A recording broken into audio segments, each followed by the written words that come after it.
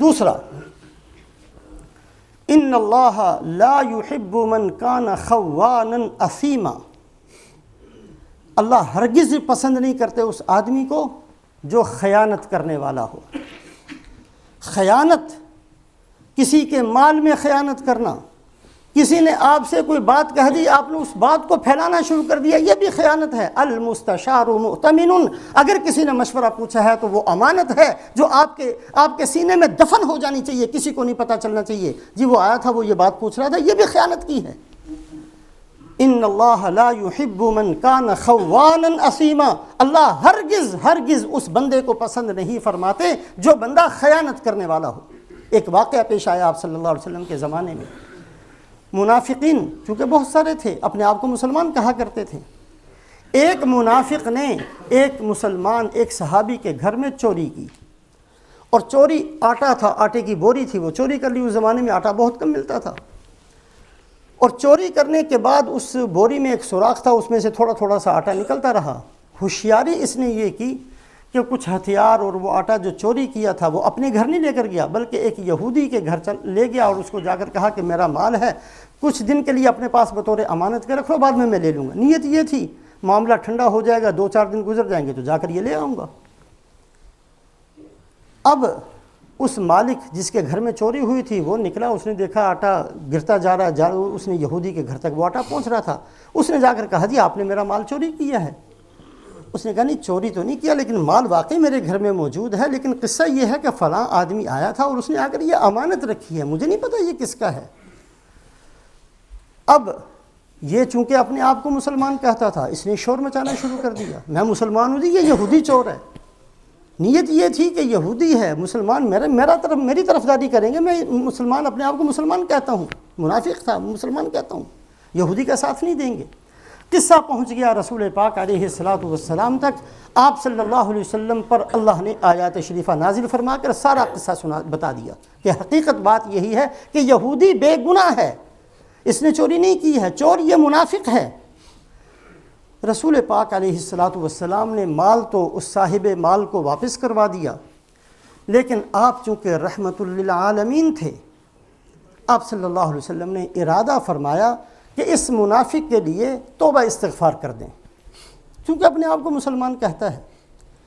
اس پر اللہ پاک نے آیت شریفہ نازل فرمائی ہے، اور بڑے غور سے اس آیت شریفہ کو سنیے، وَلَا تُجَادِلْ عَنِ الَّذِينَ يَخْتَانُونَ أَنفُسَهُمْ إِنَّ اللَّهَ لَا يُحِبُّ مَنْ كَانَ خَوَّانًا أَثِيمًا۔ اے محمد صلی اللہ علیہ وسلم، آپ کو منع کر دیا جاتا ہے کہ ایسے لوگوں کے لیے آپ استغفار بھی نہ کریں۔ حضرت لوط علیہ السلام کی قوم پر عذاب بھیجنے کے لیے جب فرشتے آئے تھے تو یہی بات اللہ نے حضرت ابراہیم علیہ السلام سے فرمائی تھی۔ حضرت ابراہیم علیہ السلام نے نیت کی، ارادہ کیا، اللہ سے سفارش کرنی شروع کر دی، اے اللہ ایک موقع دے دے، اے اللہ ان کو معاف کر دے، اے اللہ ان کو معاف کر دے۔ اللہ پاک نے فرمایا یا ابراہیم اعرض عن ھذا انہ قد جاء امر ربک وانہم آتیہم عذاب غیر مردود۔ اے ابراہیم اب آپ کو اجازت نہیں ہے، اب ہم فیصلہ کر چکے ہیں کہ اس کو تباہ و برباد کرنا ہے، اس قوم کو، اب آپ نے سفارش نہیں کرنی۔ حضرت نوح علیہ السلام مسلسل محنت فرماتے رہے، اور پھر اللہ پاک نے منع کر دیا کہ اے نوح اب ہم نے آپ کی قوم پر عذاب بھیجنا ہے، لیکن آپ کو منع کر دیا جا رہا ہے کہ آپ ان کے بارے میں سفارش نہ کریں، وَلَا تُخَاطِبْنِي فِي الَّذِينَ ظَلَمُوا۔ جیسے یہ انداز تھا، اللہ نے روک دیا ابراہیم علیہ السلام کو، اللہ نے روک دیا حضرت نوح علیہ السلام کو، اللہ پاک نے رحمت للعالمین حضرت محمد صلی اللہ علیہ وسلم کو روک دیا کہ اللہ پاک خائنوں کو پسند نہیں کرتے، یہ خائن ہے، آپ اس کے لیے توبہ استغفار بھی نہ کریں۔ دوسرا، اس گناہ سے بچنے کی نیت کر لیں آج، کہ ہم نے آج کے بعد خیانت نہیں کرنی ہے، نہ کسی کے مال میں خیانت کرنی ہے، نہ کسی کی بات میں خیانت کرنی ہے، ہر چیز جو چیز کسی کی امانت کے طور پر آئے اس کی حفاظت کرنی ہے۔ ہم نے آج کے بعد خائن بن کر دنیا کے اندر نہیں جینا، ایک تو اس بات کا ارادہ کریں۔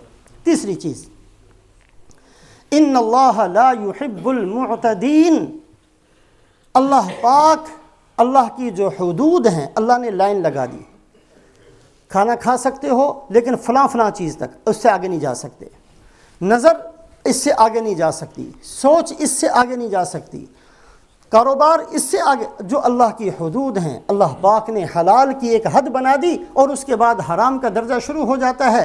اللہ کی مقرر کردہ حدود سے تجاوز نہیں کرنا، اس لیے کہ جو بندہ ایک قدم بھی باہر نکالتا ہے، اللہ فرماتے ہیں مجھے یہ آدمی اچھا نہیں لگتا۔ چونکہ ہماری زندگی کا مقصد ایک ہی ہے کہ ہم نے اللہ رسول کو راضی کرنا ہے، اور اللہ پاک جن چیزوں سے ناراض ہوتے ہیں ان سے ہم نے بچنا ہے۔ بہت لمبا باب ہے۔ تیسرا، اس گناہ سے بچنے کا آج ارادہ کر لیں کہ کاروبار کی لائن ہو، بات چیت کی لائن ہو، جو بھی ہم نے زندگی گزارنی ہے اس کے اندر ہم نے ان حدود کے اندر رہنا ہے۔ تلک حدود اللہ فلا تعتدوها، یہ اللہ کی حدود ہیں جو اللہ نے مقرر کر دی، اس سے باہر نہیں نکلو۔ ہم نے شریعت کے اندر رہتے ہوئے زندگی گزارنی ہے۔ ہم نے اللہ کی مقرر کردہ حدود سے ایک قدم بھی باہر نہیں نکالنا۔ اگر کوئی غلطی ہوگی توبہ استغفار کریں گے، لیکن باہر نہیں نکلنا۔